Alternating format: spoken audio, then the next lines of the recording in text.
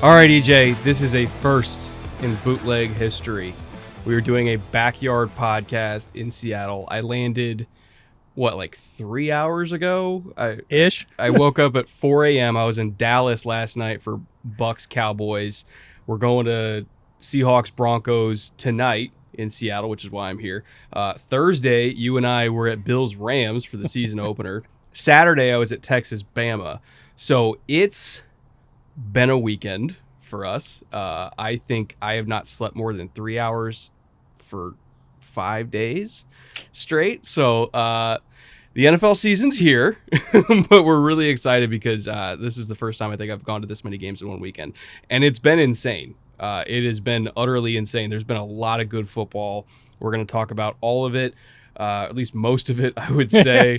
We have a lot of film to break down. We have some really fun stats that have possibly never happened before that occurred this weekend. All the normal stuff you come to Bootleg for, learning about, talking about the game, all that kind of stuff. But before we get into all that, EJ, buddy, we have a very special drink.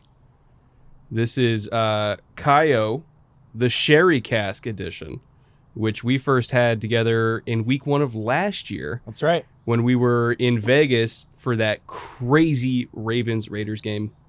And I think this easily one of the best whiskeys you and I have ever shared together. And you happened to find one bottle up here in Seattle a few months ago. And now we have it. So cheers to you, bud.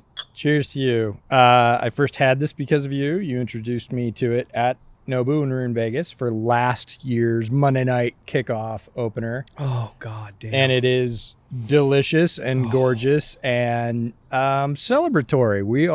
We just cracked this bottle open. We were saving it for a special occasion, and this is a special occasion. This season of Bootleg is going to be like no other. This is our 3rd season that we're starting, and we're going to cover the league from end to end. We've certainly been to more of the games physically, and we'll continue to do that than we've ever been. And it feels like a turning point. So cheers to you and many thanks.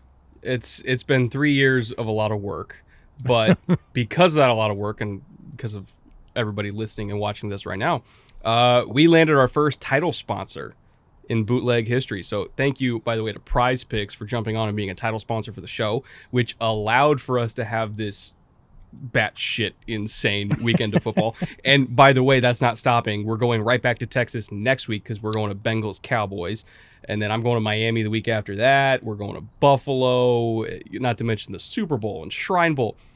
Prize Picks is enabling us to do all of that and to make a ridiculous amount of content this year. So first of all, thank you to Jordan and all of our friends over at Prize Picks for that. More on them a little bit later. Also, thank you to the patrons who are kind of the foundation of everything, the backbone of everything. We wouldn't be here without you guys either. So thank you, everybody who has been a longtime listener and watcher. And, we have 4 executive producers from our Patreon pool. So this is the start of, I think, of a very, very, very special season.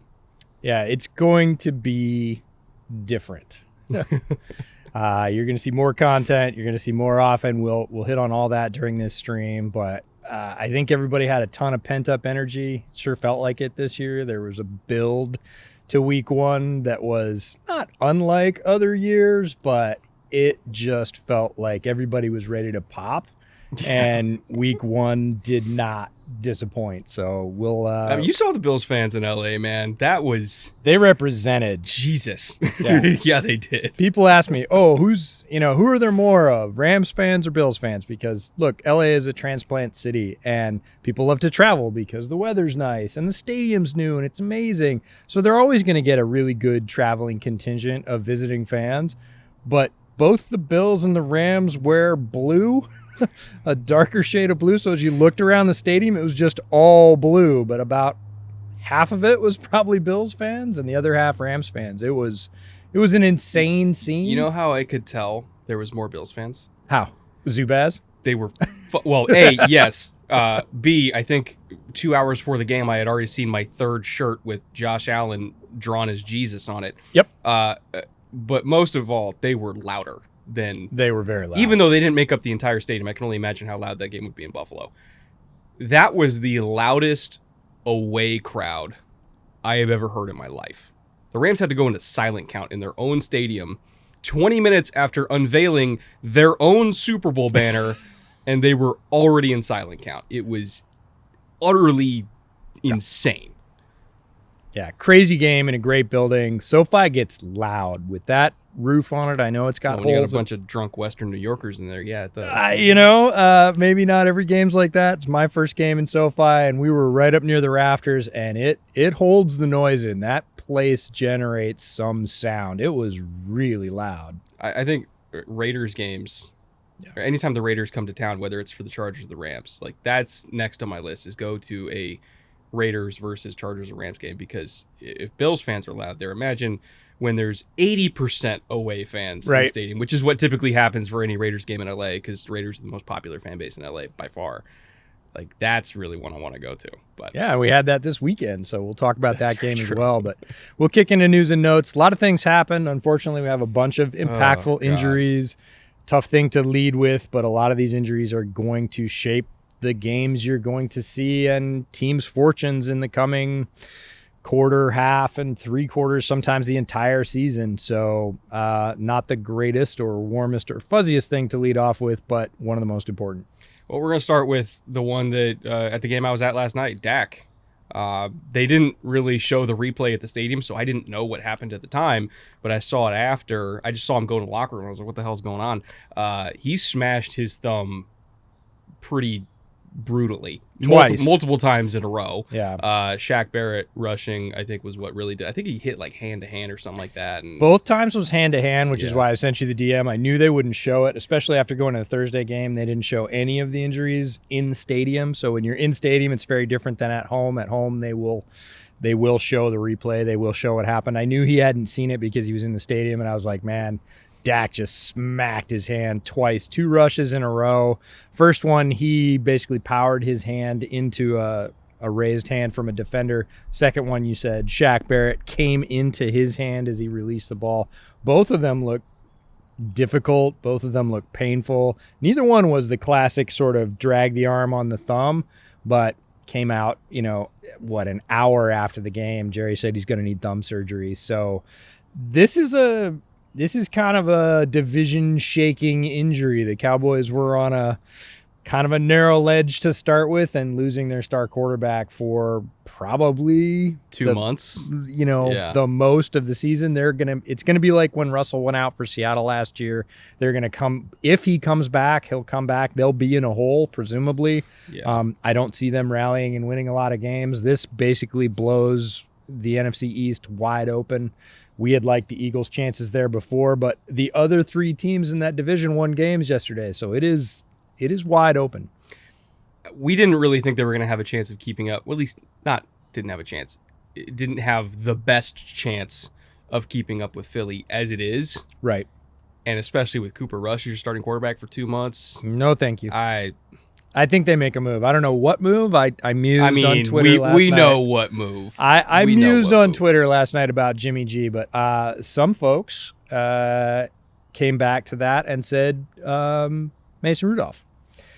Oh no. Well, I'm not excited about it, but look, anybody? Their chances to be excited about their starting quarterback after Dak goes out are pretty low, but apparently the Cowboys were interested in whether or not he was going to be moved at the cutdown deadline or whether or not they were going to trade him. There were some inquiries there. They've got one of his receivers, James Washington, is there in Dallas now. There's some links there. It's not an exciting prospect, but let's be frank, it's more exciting than Cooper Rush because he looked wildly underprepared last night when he came in. So if they want to survive and give themselves a chance at a wild card spot, they'll get Jimmy. And Jerry's typically not one to care about cost. Not to mention the contract. The contract has been restructured, so it's a little bit more palatable, if I recall correctly. Yeah. But I mean, the NFC overall is not as deep as it used to be, so now is not the time to throw away years. I would not be shocked if they give San Francisco a call, because this is what San Francisco's been waiting for, is somebody to get hurt. Do you know how many fans in my mentions overnight we're talking about week 1 overreactions? This is the best overreaction week of the entire year. You know how many fans in my mentions were like, hang it up, go for Will Anderson, mail it in, we're done. They're not going to be bad enough to get Will Anderson. And that's the thing is, like, to pitch all the rest of the players and coaches on that team, like, this could be the end of Mike McCarthy. We thought that might happen anyways. Now it's going to be hard not to. I don't think he's capable of putting together the coaching job to prop them up in the absence of Dak. So this is an injury that we're leading with because it has repercussions. The Cowboys could have a new coach. They could have a new draft pick. They could sell the farm for some mediocre quarterback because Jerry is not one to mail it in and say it's over. He gave up a first for Amari when that was necessary before. Yeah. So there's precedent here. This is going to be a shaking move. The most surprising thing to me, period, would be if Dallas did nothing. If they just stood pat. Well,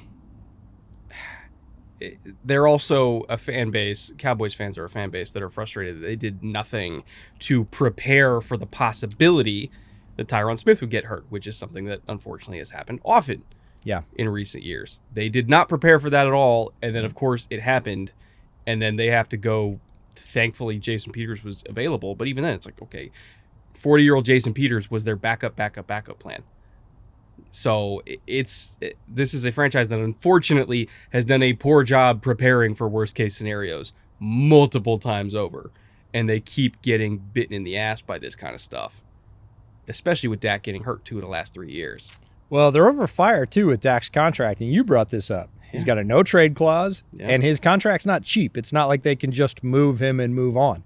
They don't have the money to do that. So now you're sort of over a barrel with very limited options, and people will say, oh, Jimmy's not that great. Mason Rudolph's not exciting. Doesn't matter at this point. You got that or nothing because Dak's not coming back for at least 8 weeks. You're going to be at the midpoint of the season, and the question is, what do you do? And we'll see, and it's why the NFL is a fascinating sport. But the Cowboys were running on a razor-thin margin, and that exploded last night. Speaking of Steelers, by the way, TJ Watt, unfortunately, the other major injury of week 1, and this one hurts because he was having a ridiculous game. Pour a little out for TJ Watt because he was Superman for the first 3 quarters of the Bengals game yesterday. He had a pick. He had multiple sacks. He had tackles for loss. He had pressures. He was doing everything to influence that game and suffered a serious injury, and we might not see him for a while, if not the whole season. You could even say when he came off the field, which I think he tore it on a sack on Burrow. Yes. He pointed it and he said, I tore my pec. So he knew immediately, and then he walked right to didn't even go in the x-ray tent or in the medical tent, went right to the locker room to get x-rays, and then it came out fairly quickly that they fear the worst, which is the 3 words you hate hearing as a fan. But the update today, as of Monday morning, is he's going to get a second and third opinion to see if he needs surgery. If he needs surgery, he's out for the year. He's done. If he doesn't need surgery, which maybe depending on what the grade of it is, grade of the tear, if he doesn't need surgery, best case scenario is 6 weeks, which would be great for Pittsburgh. But even then, he's missing at least a month and a half, potentially the entire year. And there's very few defensive players that I think could miss the year and have that massively impact the win-loss record of their team. TJ Watt's one of them. Like, they were not going to win that game without TJ Watt, 100%. Oh, and he was our pick for Defensive Player of the Year in our pod that we put out a week ago in terms of preseason guesses for what the season-long awards would be. We said, look, if it's not Aaron Donald, it's going to be TJ Watt. He looked all the world like he was going to back up that prediction. I almost put out a tweet about it. I said, well, that prediction looks pretty good. I didn't do it. I feel better about that. I don't feel good about this. I feel terrible about this because it robs not only Steelers fans, who are some of the most passionate fans in the NFL, of their best player.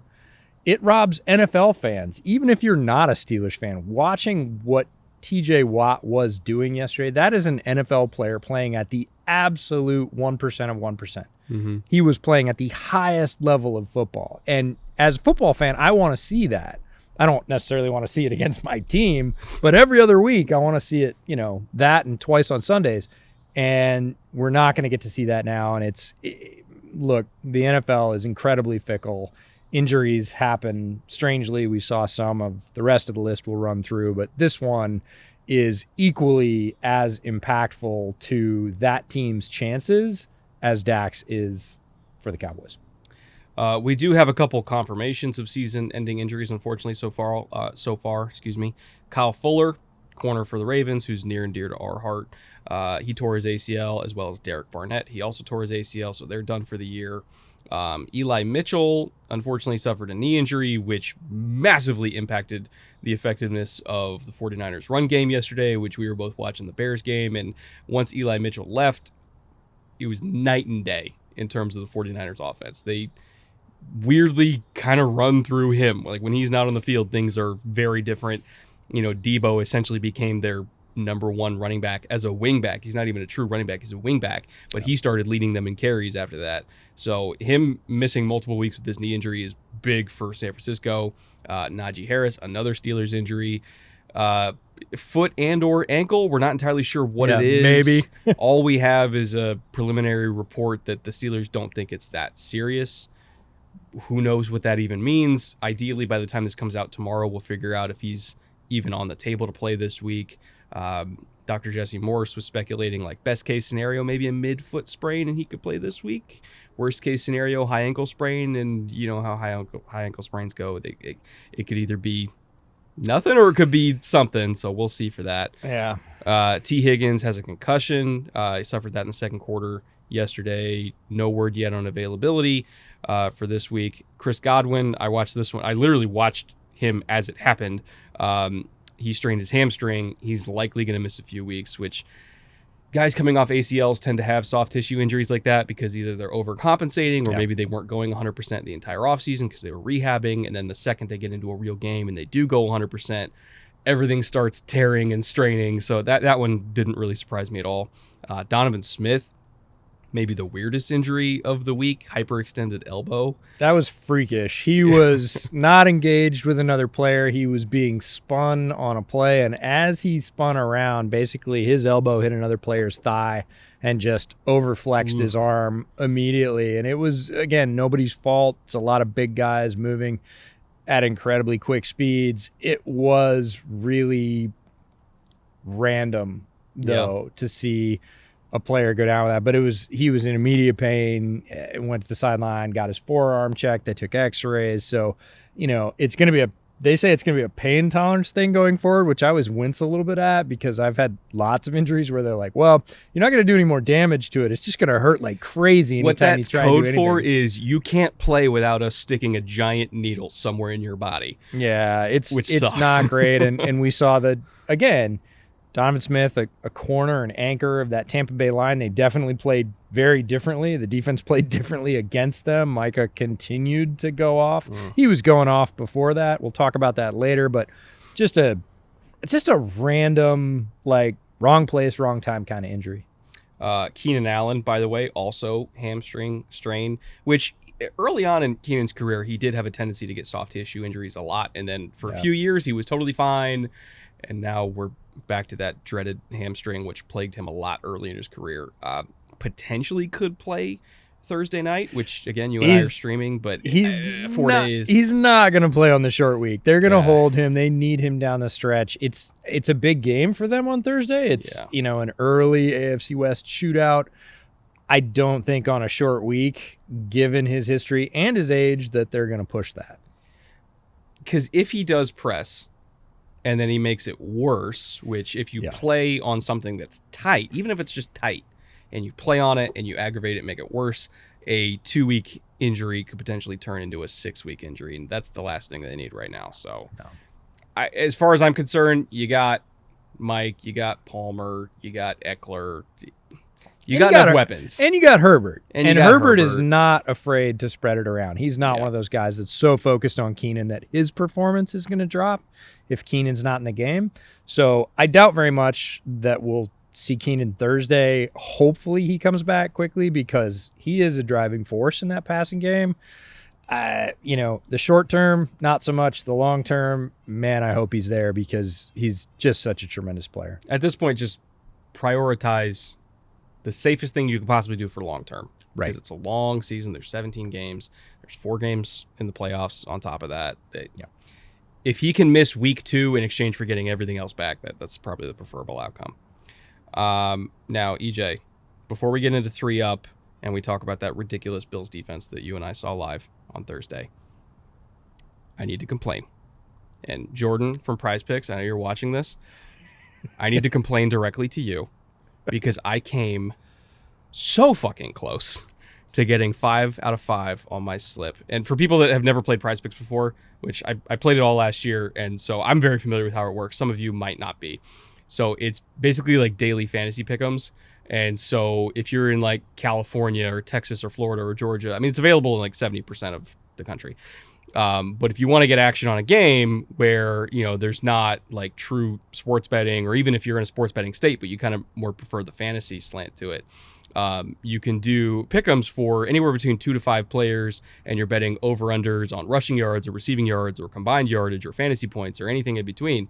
And if you get all 5 correct, you can up to 10x your slip in terms of money. So I did a $10 slip, and I was 3 for 3. And then the one thing I fucked up was the Rams receiving core, which you and I talked about extensively in the summer. We talked all this hype about Allen Robinson. I hit on the over on Tom Brady. I hit on the over on Gabe Davis, which you and we saw 56 and a half receiving yards for Gabe Davis. We're like, no, there's no way he's under on that. It's over. He got 88. I went over on Devin Singletary, got that one right. But freaking Allen Robinson. Okay, I did under 90 on Cooper Kupp because I was like, okay, like I could see 80, but I really expected Allen Robinson to be a big part of this game plan. And he was just in a gulag. Like the over-under for him was like 65 yards. Yep. And there was nothing. There was absolutely nothing for Allen Robinson. And you and I sat there stunned. I think in the middle of the third quarter, we were frantically Googling because we're like, has he caught a ball yet? Has he had a target yet? If I just guessed the Rams receiving core correctly, I would have got $100 in a $10 slip. But no, the Bills defense had to take that from me, and I'm very upset. Very upset. You know what remains undefeated?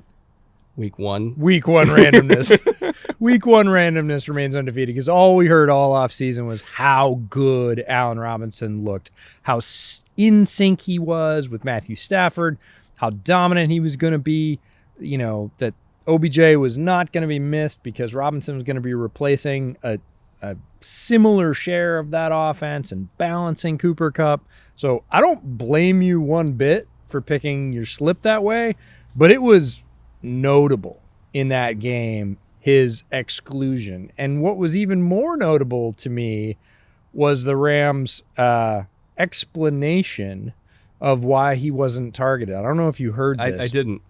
So they came out and they said, well, they played a lot of zone. They played, I don't think, maybe 1, 2, 3 snaps a man the whole game. And I was like... Well, that's accurate, but you can still...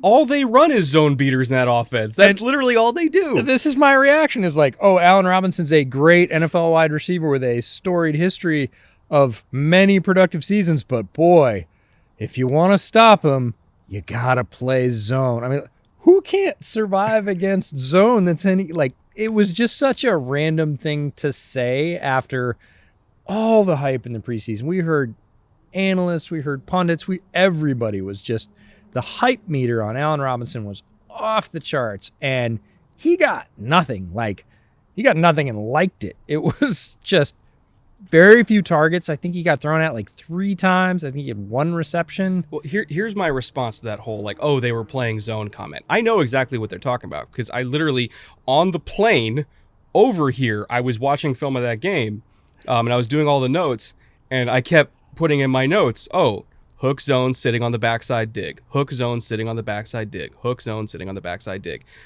The Bills did not do a very complicated game plan. They didn't even blitz once. No. They were really mostly starting in a 2-high shell and then rotating down into cover 3, either, you know, strong rotation or weak rotation.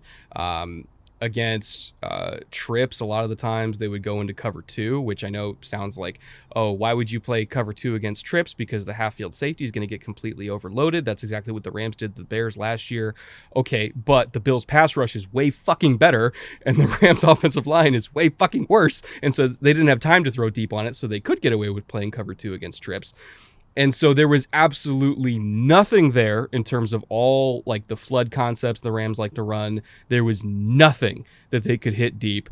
And then the hook zone defenders on the backside, whether it was 2x2 or 3x1, they were literally just sitting there on the backside dig because their favorite concept to run on the backside of flood, well, at least Shanahan calls it hammer. I'm assuming McVay does too, because they run very similar offenses. And it's literally just like a little pivot route, and then it's not technically a dig. They just call it hammer in that offense. It's like a dig on a speed cut right behind it. And so the pivot's supposed to hold the hook zone player in order to clear over the middle for the hammer behind it.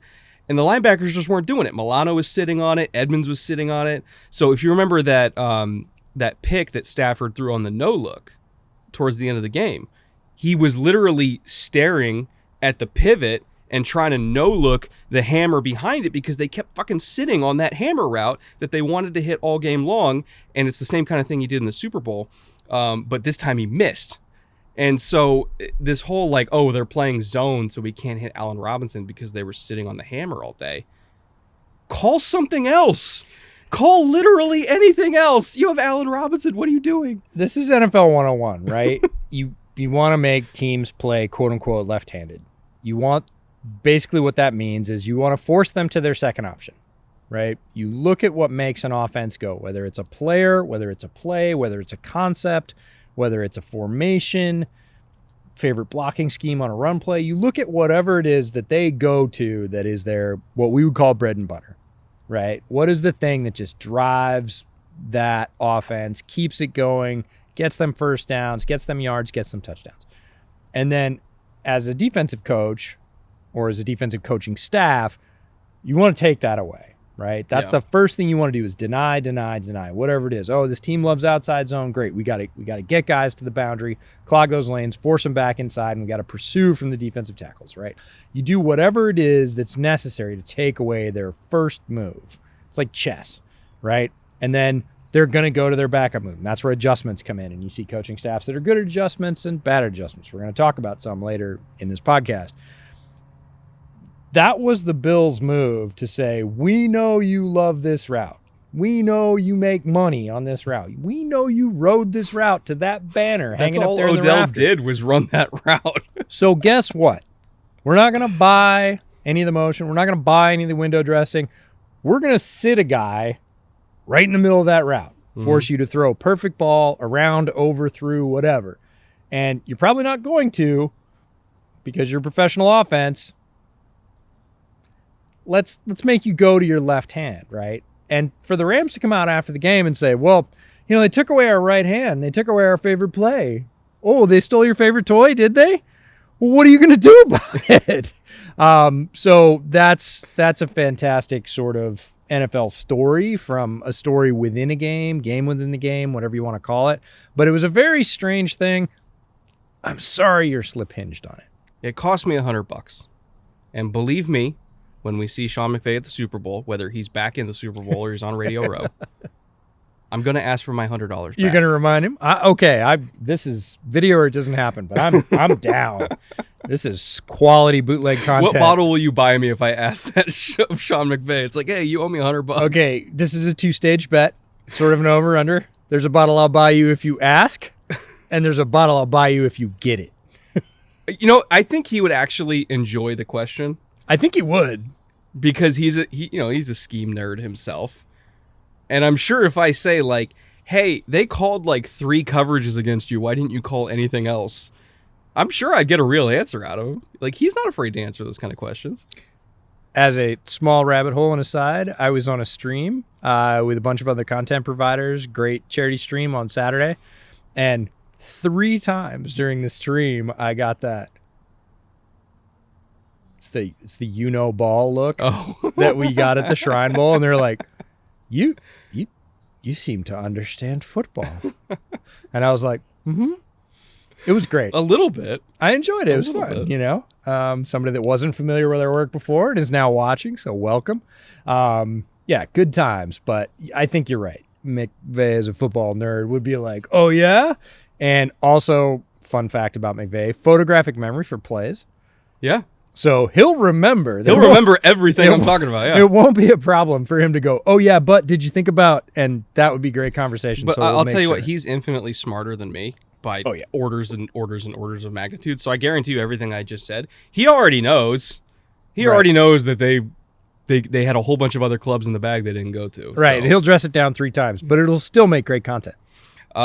But anyway, tangent aside, if you want to try your own slips on Prize Picks and not trust the Rams offense again and go in a completely different direction, honestly, just stay away from the Shanahan tree. That's my general lesson. Go with Dabel, go with the Bills, go with the Chiefs. Stay safe. Stay away from the Shanahan tree.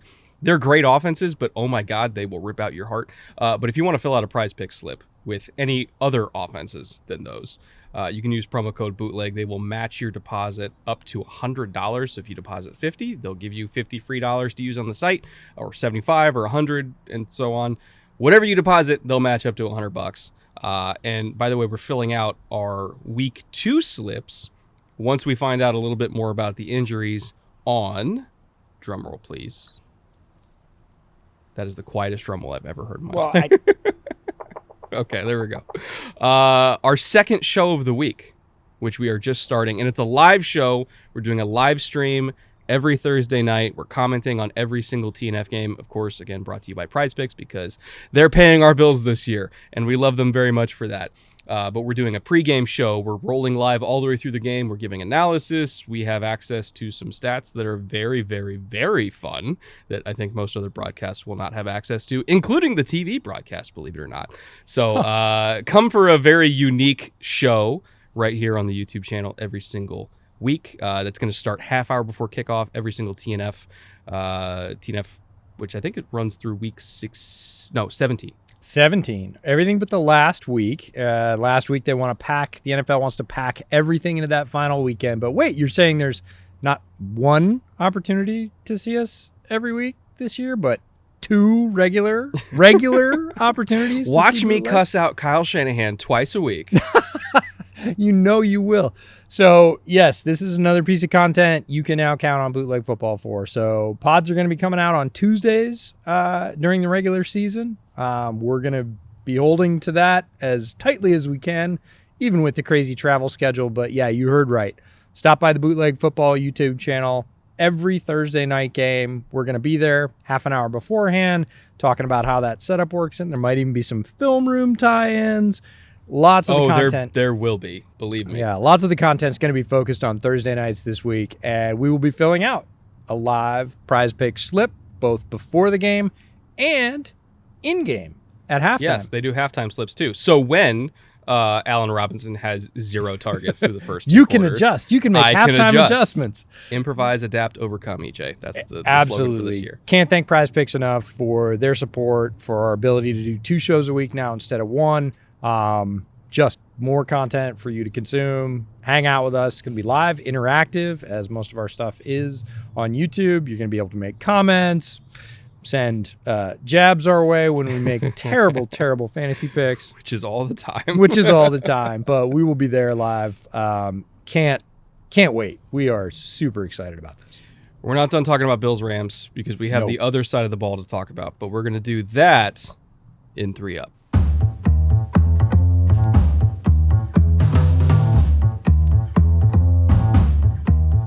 All right, we're going to start off 3 Up with a little continuation of Bills-Rams talk. We talked a lot about the Bills' defense and how what they did was very simple but very effective. But we have to talk about the other side of the ball because, oh my God, Josh Allen. I have not seen him live before. That was my first time experiencing Josh Allen live, and I feel like I just saw the angel of death. Like, that was different, and I've seen a lot of football games live. That was a different animal than almost every other football player I have ever seen with my own 2 eyes. The rest of the NFL has a problem, and that problem's Josh Allen, because Josh has all the answers to the test now. Before, he had all the physical ability in the world. He was gaining answers to the test throughout his previous seasons. He was starting to understand what he could do and what people were going to do to him and everything else.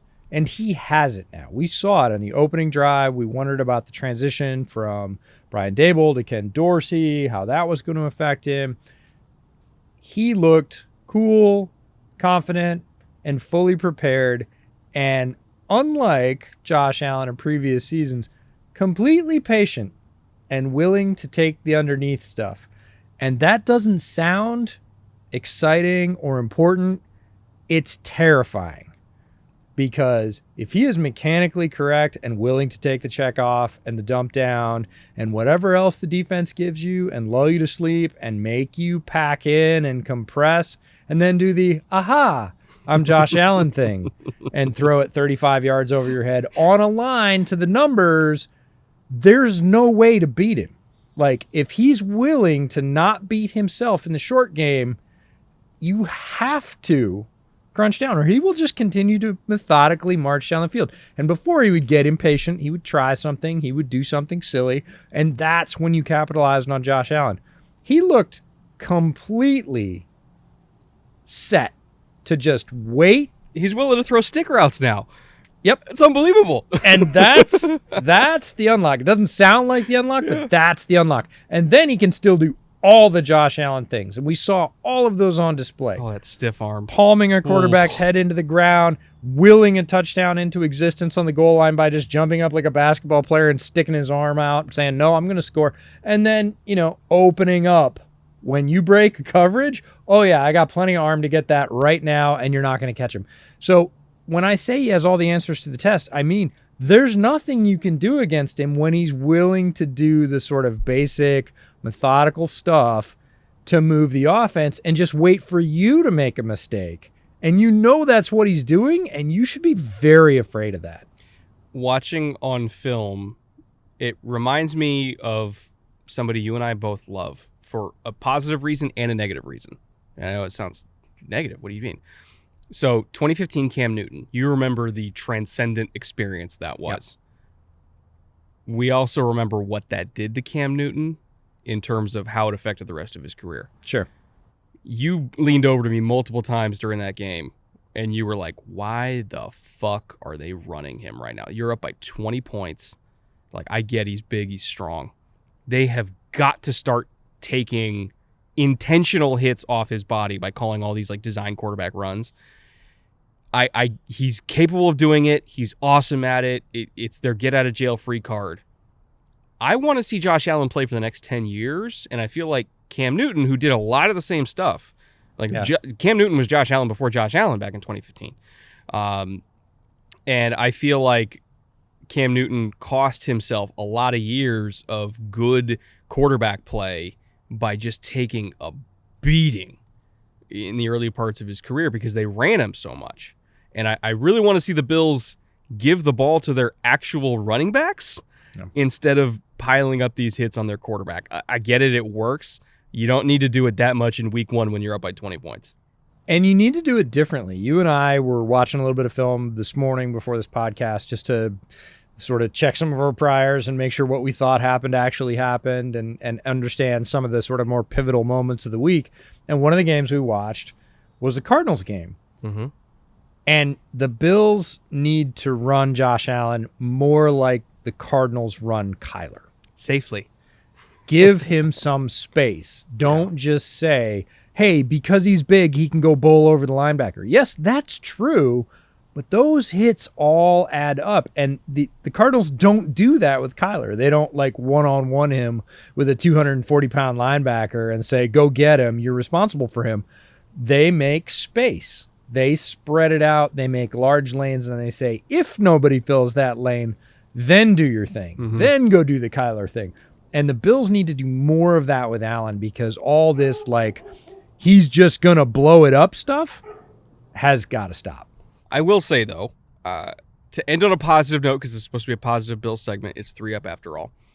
This was a stat that you pulled out that I found extremely hard to believe, but I 100% can confirm it's true. The Bills have not punted for the 4th time in their last 6 games. I don't believe it's ever happened. Week 16 versus the Pats was their quote-unquote perfect game, where they ran over Bill Belichick, and they were the first team to have never punted against a Belichick-led team. Well, they didn't punt in Week 17 versus the Falcons. Week 18 versus the Jets, and this might be the most amazing stat of this whole thing. Of the 2 weeks they've punted out of the last 6 games they've played, they punted 7 times versus the Jets. Did their starters play that week? I'm not sure, but regardless, it's the weirdest stat. Then the wild card versus the Pats again, they don't punt again. Division versus the Chiefs, they punt 4 times, and then versus the Rams, the game we were at on Thursday, they don't punt. So 4 out of the last 6 games, their punter hasn't even come on the field. And you can say, oh yeah, they turned it over. That's true. It's still a ridiculous stat. And, you know, everybody that had the Bills as their preseason Super Bowl favorite, darling, whatever, there's a good reason. It's not just Josh Allen. That pass rush, the defensive line of the Bills, mangled the Rams. And the Rams probably overestimated what their offensive line can do. That's a separate matter. The Bills had a good pass rush last year, and their front office said, not good enough, we need to reload. We need to go get Von Miller. We need to draft folks. We need to bring Jordan Phillips back. Vaughn, I just, not to get on a tangent, Vaughn individually had one of the most Von Miller games that he's had in years, where, I mean, they were literally sliding his way. They were doing a half slide his way when they were in their 4 down looks. So center, guard, left tackle, plus a chip. And he was splitting doubles against a chip and getting sacks. Yep. One on a ghost move. Unreal. It was the full array of the Von Miller experience, but he wasn't the only one. They have legit 7, 8, 9 guys that can bring pressure, and they bring them in waves, and they were much fresher than the Rams' O-line late into the 3rd and 4th, and they just ate AJ Epinesa, like you name it. Jordan Phillips was murdering people. He made all the Cardinals fans just hate him. Oh, God. Because he comes back to Western New York and starts playing like the Jordan Phillips that they signed, and there's much remorse there. The Bills' defensive line, we know about their secondary, especially their safety tandem being one of, if not the best safety tandem in the NFL. We know their corners are good when Trey White comes back. Trey White didn't even play in this game. Their linebackers, they've got Milano and Edmonds. To have their defensive line rotation not only be as good as last year, but better because they just kept the hammer down, this is what you need to do to win in the NFL. You don't sit back and go, well, we've got a super weapon at quarterback, so we're going to save some money. No, you go, more, better, need waves, defensive rotation. We need to smash people on both sides of the ball. The Bills are for real, like for real. It's scary. And I'm looking forward to the Chargers game, the Chiefs game. Like they have a pretty hefty slate in the AFC, and every single one of those games is going to feel like the Super Bowl. Because they are enemy number 1 for everybody at this point. Everybody knows what they are. All right, let's get to Bengals Steelers, which I know this sounds weird to put this shit show of a game in 3-up. But there was a lot of positive in this game that we got excited about. Obviously, we mentioned TJ Watt earlier, just completely taking over the game for the first 3 quarters. And Joe Burrow, I don't want to sugarcoat this, for most of the game was not having a good game. There were a couple, 2 of the 4 picks he threw in the first half weren't necessarily negative plays for him, but he did throw a couple pretty egregious interceptions against cover 2. Like the first one, the pick 6 that Minka got, I have no idea what he was looking at. I really have no idea. And it's like, it was a good play by Minka, obviously, but like it's cover 2 and you're trying to hitch and take an extra half beat and then throw the 7 against cover 2. Like that was just asking to get picked off. And of course he did. And then he threw another pick against cover 2 later in the game. And he almost threw a third against cover 2. He almost had 5 interceptions. That's what people don't realize. Like he threw 4, he almost had 5. There was one that should have been picked off in the end zone. And yet, Joe Burrow, with T. Higgins out in the second quarter, Joe Burrow and Jamar Chase willed this team to being in position to win it. Like they got a last-second touchdown to Jamar Chase in the end zone, who Jamar Chase, by the way, individually was fucking unstoppable in this game, absolutely asserting his case to be not just a top 5 receiver, but a top 2 receiver in the entire league. And they put themselves in position to win this game, even despite all the turnovers and the messy play and the offensive line getting absolutely demolished and Joe throwing bad picks. They should have won, and then the kicking struggles happened, or the special team struggles in general. They let Minka through inexplicably to block the PAT off the inside. It was terrible. And then there's missed field goals and overtimes going back and forth, and the Steelers survived to their credit. Like Deontay Johnson made some insane catches down the stretch, and Najee was out, and so Jalen Warren's pounding the rock, and the Steelers made it happen. Yes, they definitely paid for it in injuries, but they made it happen. But I specifically want to call out the fact that Joe Burrow started so horribly and still put this team in position to win. And I think that he at least deserves credit for inexplicably, unbelievably getting Cincy in a spot where they should have won the game, and then special teams cost them the game. And by the way, I also want to give credit to the Steelers. Their defense held tight. Mitch was up and down. He was Mitch. Kenny Pickett's probably going to start eventually. But I want to give credit to them for winning the game, but I was very impressed by Joe Burrow climbing out of that hole and almost making it happen. In my opinion, he did make it happen, right? He did what he needed to do to win the game.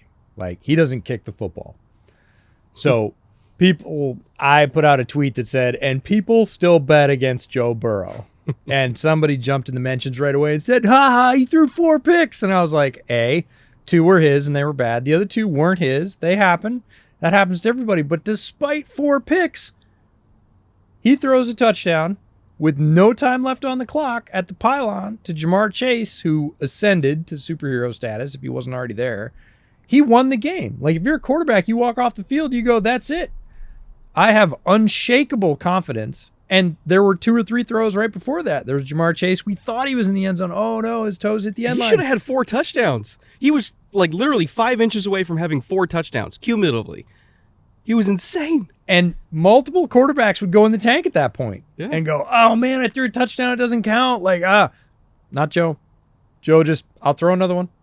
And he does. He has just unspeakably unshakable confidence. He wins the game. He walks off. His kicker, who was a hero of last year's postseason, shanks one. We'll talk about the kicking woes in a bit. But, like, he did everything he needed to walk off game 1. It's in-division game, tiebreaker, division lead, the whole thing. And despite starting cold, throwing bad picks, many things that would shake another quarterback, Joe just hangs in there. On the Jamar Chase front, you said possibly top 2. That might be low. So you're saying Devontae? What I'm saying is Jamar Chase is going to battle Devontae and Justin Jefferson all year. Remember these 3 names: Jamar Chase, Justin Jefferson, Devontae Adams, because Devontae's not going anywhere. And you have to knock him off the top spot. He's the king. He had a great game too, by the way. He wasn't. Yeah. He's not letting up anything. Justin Jefferson had a massive game to come out. Like, these 3 guys, but Chase isn't going to give them anything. Like you said, he would have had 4 touchdowns in week 1. If he just kicked the fucking pylon, he would have had it. So Jamar Chase, Justin Jefferson, and Devontae Adams are all in the mix for the top spot. These are not pretenders to the throne. It is Devontae's until somebody knocks him off, because he's earned that. But Chase is not going to go quietly into the night. He said last year he dragged this team to the Super Bowl. He basically almost drags them to a win in week 1 when they should have, in many respects, had no business winning that game. Chase, again, won't back off, absolutely just takes the bull by the horns. We are watching the ascension of one of the best players in the NFL, regardless of position. Mm-hmm. Jamar Chase is putting his foot down, saying, nope, wasn't a fluke, not going to be a sophomore slump. By the way, I might be the best at what I do in the entire league. And that's rare air. Doesn't matter. He belongs. He's there. He's going to be there all year. And he's 22. He's 22, EJ. We're going to watch this for a long time. We're getting 10 more years of this. Yeah, we hope.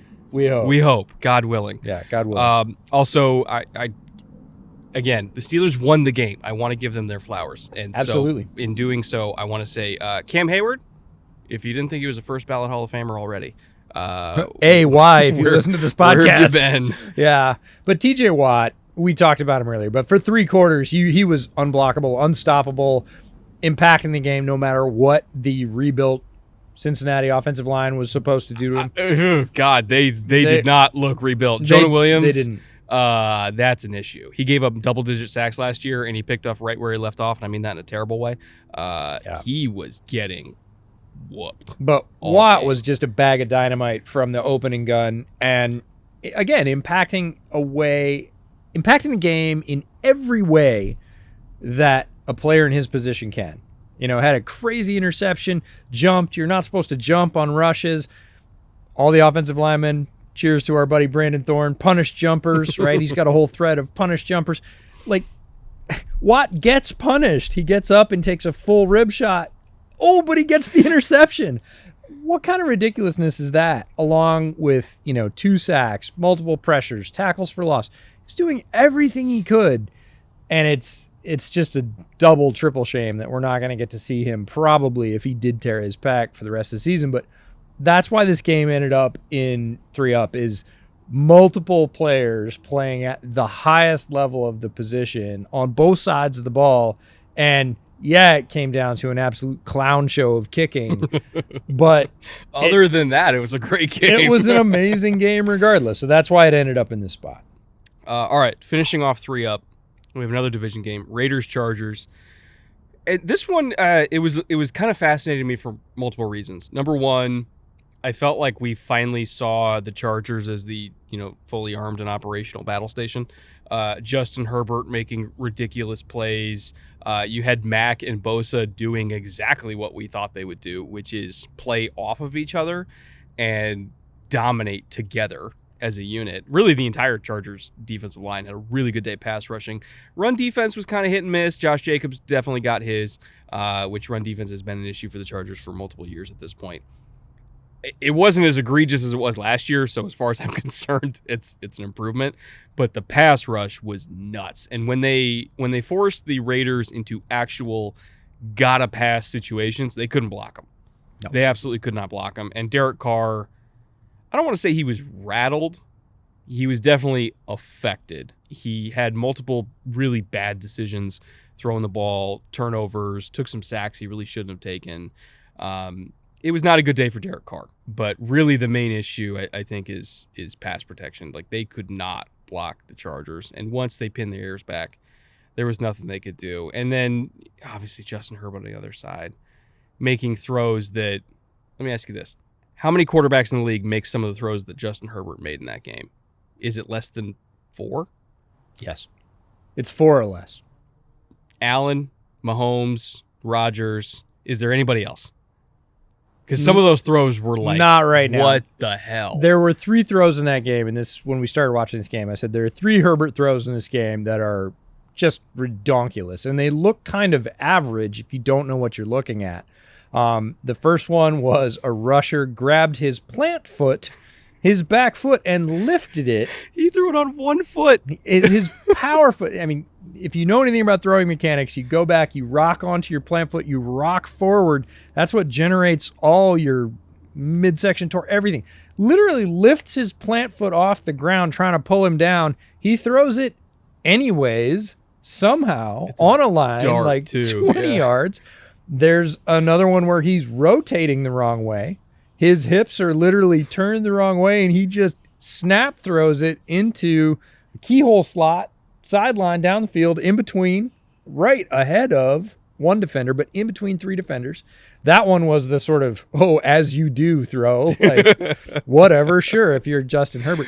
And they just keep going. The touchdown throw that was picked off the top of the grass was... No, that deep cross outside of the right hash was like, oh my God. It's like a pick'em of you can't do that throws. And you shouldn't be able to. And we see Herbert do it every week. Austin Eckler was doing his Austin Eckler thing, which is typically getting twice as many yards as he should have off every touch. It's like, he's going to be stopped for 2, 3, 7, 8. Oh, he got 8. He should have gotten 2. this was the Chargers. We saw the safeties. We saw Nasir Adderley with a big play. We saw Derwin make some plays. We saw Asante Samuel Jr. with a pick. Like, this was, when you say fully operational battle station, this was the Chargers firing on all cylinders, on offense, on defense. The Raiders didn't look quite like that. And to Derek Carr's credit, he's a good quarterback.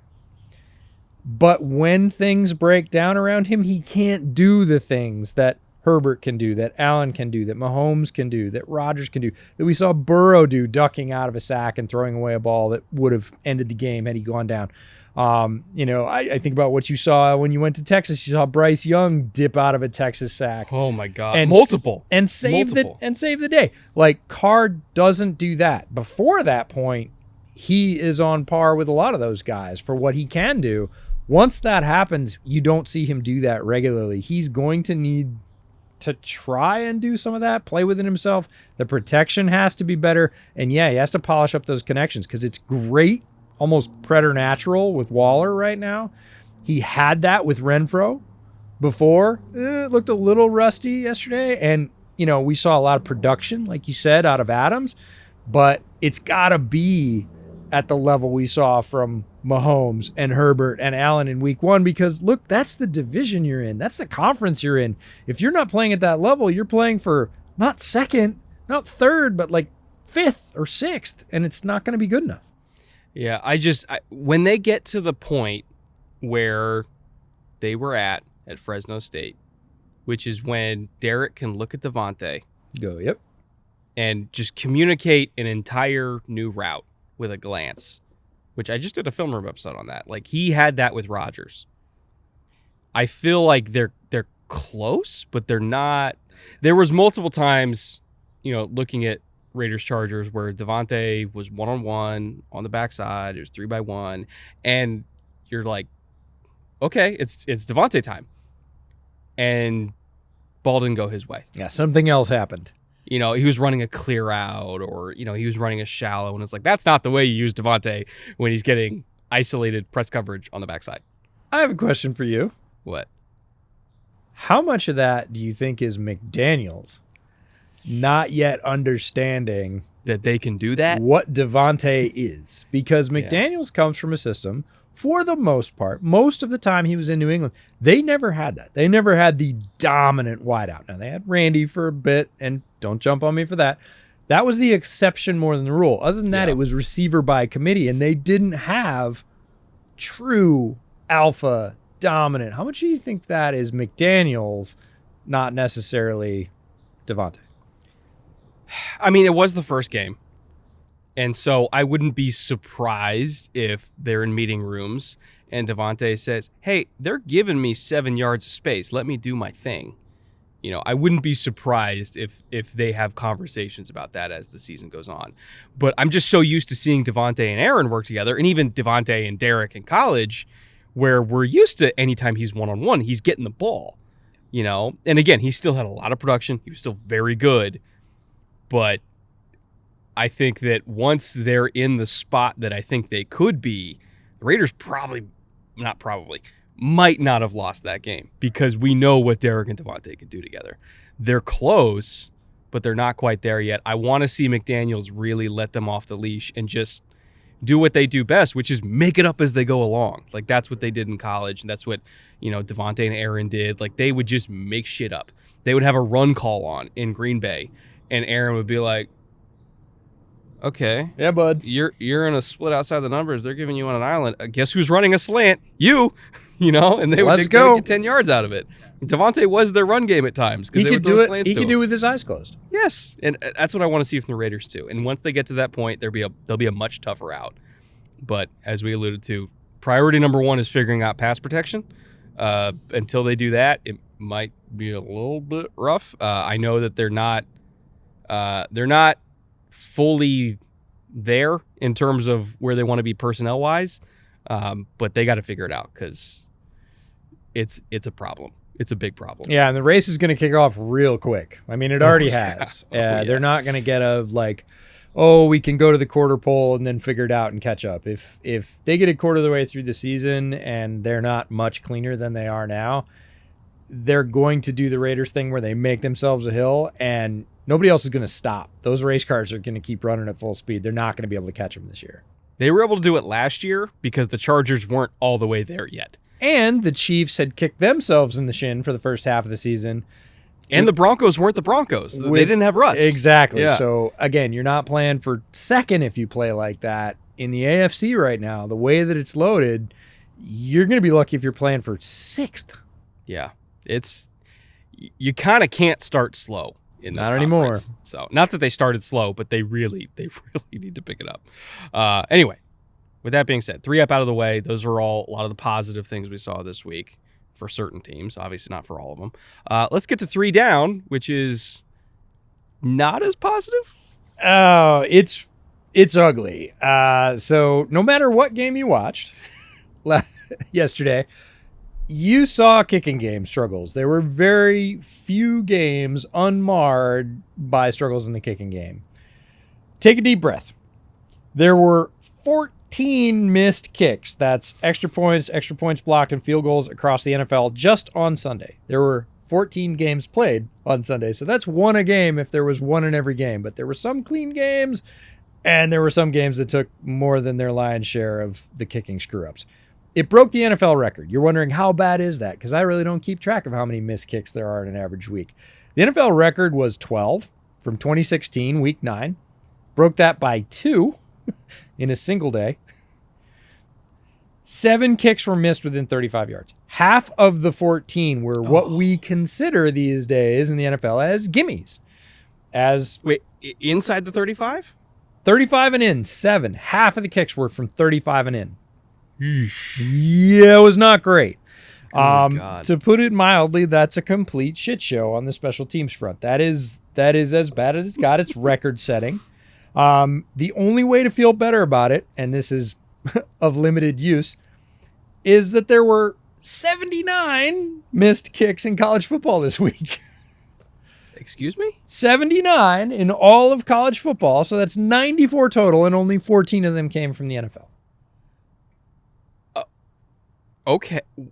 Wow. So the NFL is better. So it's funny, when I was at the Texans game, they actually had a couple of those, and one of them, it was towards the end of the first half, and Sark opted to kick a field goal from like the 7, and they shanked it. So, boy, I don't know if you ever heard 100,000 people get their fucking heart ripped out at the same time. Yeah. That was that moment. Yep, that is 100,000 people getting kicked in the crotch at the same time. Oh. So college football is far worse, but that doesn't really have any bearing on the NFL. This was the worst kicking week we've ever seen. It's record-setting, and it affected many games. The Bears are super lucky that it didn't come back to haunt them. They missed. Cairo Santo missed 2. It was a monsoon on your turf. I would, qualify that. However, he missed both of them badly. Yeah. And we saw multiple kicks. The evening game, right? The evening game was not the game you were at. Was not immune, right? Here comes what looks like a very regular kick inside, no weather conditions whatsoever, and whoa! It was a clown show, end to end, entire league, all day long. It was notable. It leads 3 down because of that.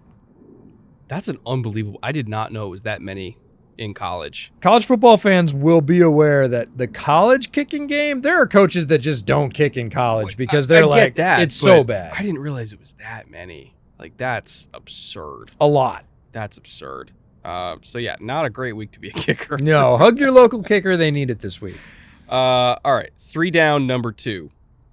We've kind of alluded to it a little bit with a couple other topics, but the Packers, the Cowboys, the Patriots, the 49ers, and the Jets all, you can use the word sputtered, stumbled, maybe didn't perform like expected. Although, small caveat, with all the injuries for the Packers, I kind of did expect them to sputter, and then they held true to that.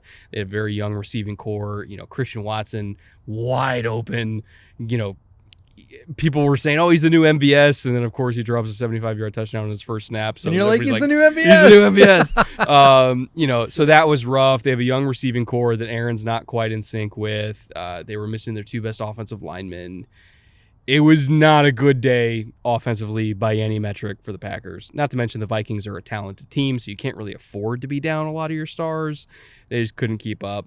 The Cowboys were, even before the Dak injury, it was rugged. They are missing the outside threats. The outside threats and the lack of having those players. And look, the Cowboys had one of, if not the top wide receiving core in the NFL. They had 3 legitimate threats. 2 of them moved on. A third one is injured, coming back. They just don't have the horses outside. They've got CeeDee Lamb. They like to play him in the slot. It's where he's more effective. Is it fair to question if he's a number 1 now? Because like I keep waiting for, and I didn't want to talk about it a whole lot last year because I was like, okay, he's young and they got Amari and they got Gallup, but like he would disappear for long stretches of the season and then he would have a big old game and everybody's like, okay, we're back, and then he would disappear again for another 3 weeks. I'm starting to wonder, it's like, okay, is he Juju? Where it's like, as a slot, as a complimentary option, as a big slot, we love him there, but can he go outside and just absolutely dominate people? Like, the Bucs secondary is not one that I would consider to be insurmountable. It's good though. It's really good, but it's not like they don't have an AJ Terrell. They don't have a Jalen Ramsey. Like I expected CD to go out there and win his one-on-one matchups, and I was literally watching him all night last night, waiting for him to win, and he wasn't doing it. When he's the only guy, and this is there's 2 questions there. You know, is he an alpha? Is he a number 1? I'm not willing to put the can on that yet and say no, he's not. I'm not definitively saying no, but I'm starting to question it. It's something to watch. But when he doesn't have the complementary pieces, when a defense doesn't have to worry sort of equally across the field, when they could really say, look, if we keep CD under wraps, defense can do that with any wide receiver, even with Adams, right? If you double and sometimes triple Devontae Adams, and he's the only one, you can limit his effectiveness. CD's not that good, so they doubled him sometimes, but as long as they said is if he doesn't get over on us, there's really nothing else we have to worry about, and it affected Dak. Mm-hmm. Dak looked, even before the injury, uncomfortable, unsure, unknowing of where he was going to get that guaranteed win that a quarterback needs when it comes down to, hey, it's 3rd and 7, you got to keep the drive going. He didn't know where he was going to go. The rushing attack was not bulletproof. He got some help from his tight ends, but it didn't feel like, again, like a Gronk level threat that was dialed. Not that they had that to begin with. They just looked uncertain of who they were and what they were doing and their ability to win. So Dallas, even before the Dak injury, but certainly after the Dak injury, you've got to look at the Dallas offense and say, ooh, a lot of Dallas fans were worried about their line, about going into the season without top receiving threats, and everybody in Dallas land on the team side, no, it's fine, we have all the talent. Now, worst case scenario, Dak's out for a while, and all the other problems showed up too. Offensive line was an issue. We had injuries there as well. Wide receiver core is not going to come back to full strength for several weeks. Like, the Cowboys are in bad straits offensively. And they, by the way, healthy scratch Jalen Tolbert. I know, and I wasn't going to bring it up, but yes, they did. And all those people that told me pre-draft that Jalen Tolbert was an alpha in waiting. Oh, I didn't say alpha in waiting. I definitely didn't think healthy scratch with that receiving core. That was my question: is when you're down that far, why do you healthy scratch a guy you drafted high to come in and complement your receiving core? Patriots were another team that. A lot of questions in the preseason. We talked about it on our divisional preview episode. Who's calling plays? Is it going to be good? Is it a combo platter of Matt Patricia and Joe Judge? And if that's the case, is that okay? And the answer so far is it's not okay.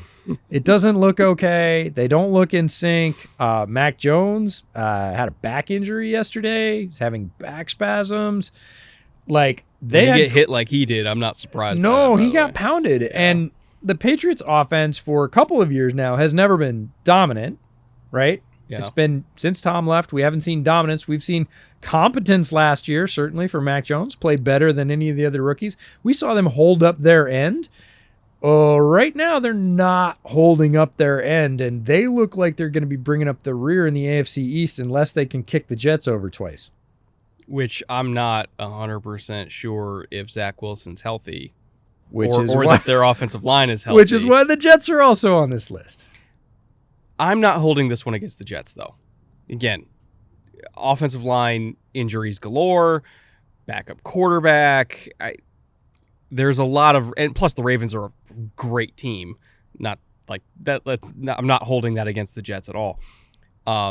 If the Jets are fully healthy, that would have been a much more competitive game, in my opinion. Like, not even a doubt in my mind.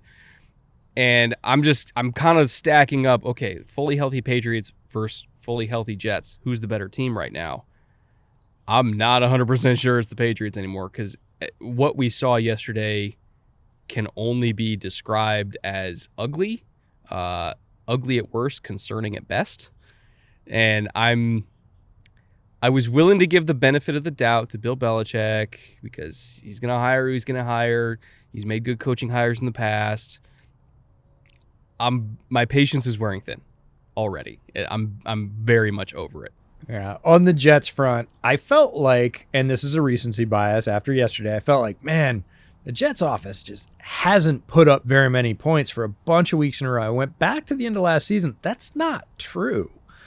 Like, they've had 24, 26, 28 games they lost by 1 or 2. So when the Jets offense has all the pieces in place, and they have even more with, going out and drafting Garrett Wilson. And a healthy quarterback, by the way. Right. And when they have all their pieces in place, they can score points, right? Enough points to win. So it was my bad for feeling like, just remembering those few games where they've scored single digits. More often than not, they've scored in the 20s, mid-20s to high 20s. That's enough offense to win. It's not going to overpower anybody, but certainly enough to hold a game if your defense plays decently. So I'm with you if the Jets get healthy, but we got to be honest, the clock's ticking on Robert Saleh, because patience is not going to be in long supply going into his third year if they continue to throw up 11, 12, 15-point games. Doesn't matter who's injured. We know that the cumulative effect of that optic is going to be not great. So, the 49ers, Trey Lance, terrible conditions, tougher than expected Bears defense. I kind of want to give the 49ers a pass because of everything that happened. And this is what we're getting to is it's week 1. We don't want to overreact. We're not burying anybody, none of these teams. It's week 1. Yeah. But I put together a will fix it list and a not sure they're going to fix it list. And my will fix it list is the Packers and the 49ers. Agreed. I think LaFleur will get it dialed. Aaron will develop some chemistry with some of those receivers. 49ers, again, are not going to have all the factors that they had this week of, I'm not going to say first game starting of Trey Lance, but first game starting of the Trey Lance era where they've thrown in with him and said, he's our guy. They're not going to have him on soon. We're going to see defenses better than the Bears and not as good as the Bears. So feels like they'll get that figured out, those two teams. The won't fix it list for me is Cowboys without Dak. Hell no. I just don't think so. They had enough other issues before the Dak injury. Yeah. On top of the Dak injury, I we don't were think so. already going into the season kind of, And with Dak, it's a huge whoa. Yeah. And the Patriots, I'm not sure. And now Mac Jones getting dinged on top of that. Not sure anybody they have behind him is equal to him or a relative facsimile thereof. I'm not a Bailey Zappi believer yet. We'll see. So they're in my and then the Jets is how fast do they get Zach back and do they rebound to form with the extra offensive weapons? So they're my kind of incomplete grade or TBD. Really, I'm not casting aspersions one way or another, but I feel like Packers and 49ers, relax fans, they'll figure it out. The Cowboys and Patriots, they might fix it, but there's a lot of evidence that that might not happen. So we'll see as the weeks progress, but that's the way I see it early on. By the way, random Jets note, Michael Carter out-snapping Breece Hall so far. There were people that predicted that. I got asked about that on the stream on Saturday, whether or not I thought that was a real thing, that Michael Carter was going to be the lead focal piece of this offense overall, not just the lead back. And I said, given this offense, I really think he's set up to be Austin Eckler-like. They need him in the run game. They need him in the pass game. He is glue for this offense. So that to me wasn't terribly surprising because of that assessment. I think he's a greater or more varied threat in the passing game than Breece is at this point, which means he's more valuable in the modern NFL. Doesn't mean that Breece Hall is a bad pick or a bad player or anything else, but right now, yeah, this offense does run through Michael Carter. Yeah, they do have a lot of young, exciting weapons, which is why I'm in wait-and-see mode for the Jets, because I'm sorry, if you don't have your starting quarterback and you're going against a top-tier AFC team like the Ravens, Going to be a rough day. It's going to be a rough day. All right. Last for 3 down, the entirety of the Colts and Texans game. And there were some positives. I'll start with the positives. Yeah, absolutely. Davis Mills looks like a real quarterback for the Texans, which we talked about in the offseason. Like, he was, I don't even want to say arguably, he was the second best rookie quarterback last year. Sure. And he looks like a real quarterback for Houston. He had a lot of great moments. He's more than functional. Like, functional, I think, is like almost a derogatory term for quarterbacks at this point. He's more than that. Yes. He was good for them. Got up to a 17-point lead, and it just kind of fell apart on him. You know, Matt Ryan, again, give him his flowers, former MVP quarterback. You have Jonathan Taylor, who's a super weapon at running back. Michael Pittman went off. They were able to storm back, and just neither team could seal the deal in overtime. It was so frustrating to watch that game. Whether you're a Texans fan or a Colts fan, both teams left that game equally pissed because it was very winnable for both of them. And so we put it in 3 down because I don't know about you. I came away from that like, how did neither of you win that game? That's the takeaway. That's the takeaway from this game, is that both teams did enough to win, and that's rare, right? Usually one team does more. Sometimes a team does enough to win and, you know, snatches defeat from the jaws of victory. Both of these teams snatched a tie from what should have been victories. If I told you that a starting quarterback had 352 yards, 1 touchdown and 1 pick, that the starting running back on the same team had 161 yards and a touchdown, and the leading wide receiver had 121 and a touchdown, oh my God, that is easily enough in the modern NFL to win a football game. Yet they didn't. You know, they only scored 3 points for the first 3 quarters of that game. And then, fourth quarter, come tearing back and score 14, 17. Then they tie it, and they can't do it. On the opposite side, if I told you a guy who's on his 3rd team in the last 5 months has been written off for most of his career was going to have 2 touchdowns in the first, half for his new team, you would have said, hello, O.J. Howard. Don't What's believe up? You. O.J. Howard's not that guy. Turns out he still can be.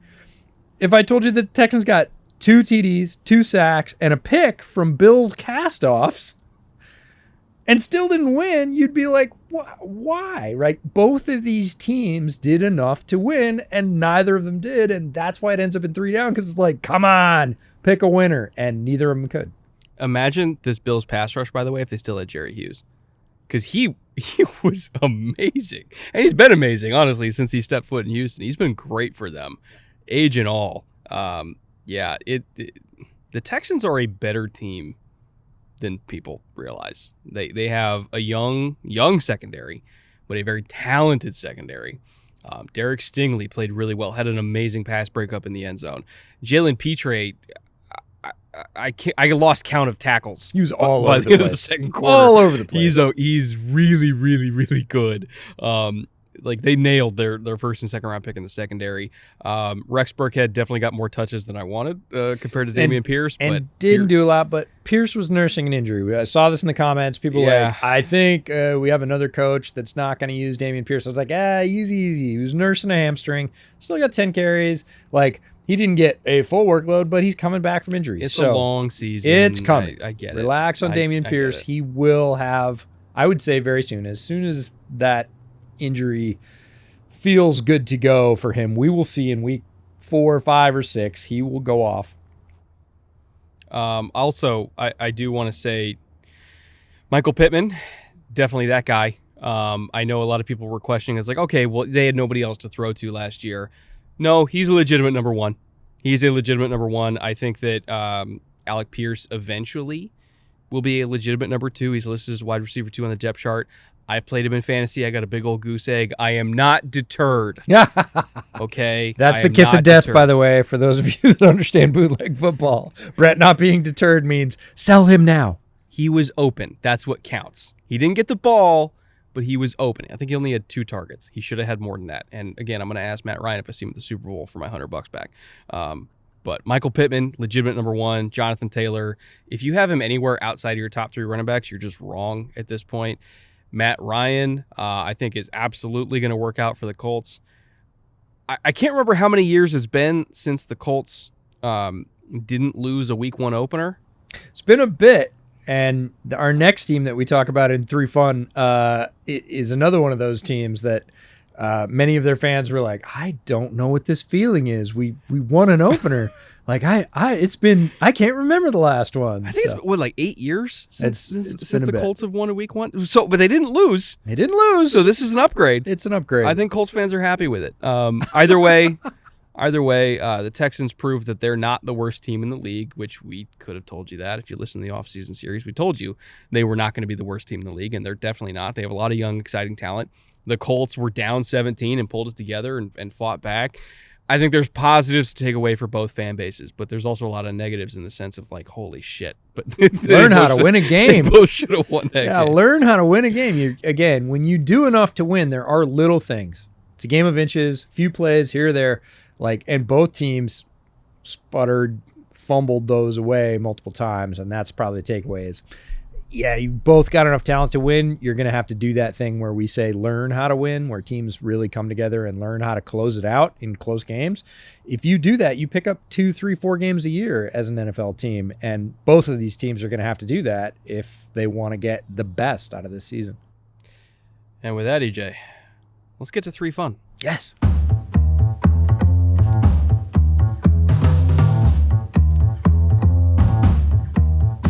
Three Fun, number 1, EJ. Brian Dabel has balls of steel. Like, we can talk about, some of the mistakes that led up to the circumstances of the final minute of the Giants game.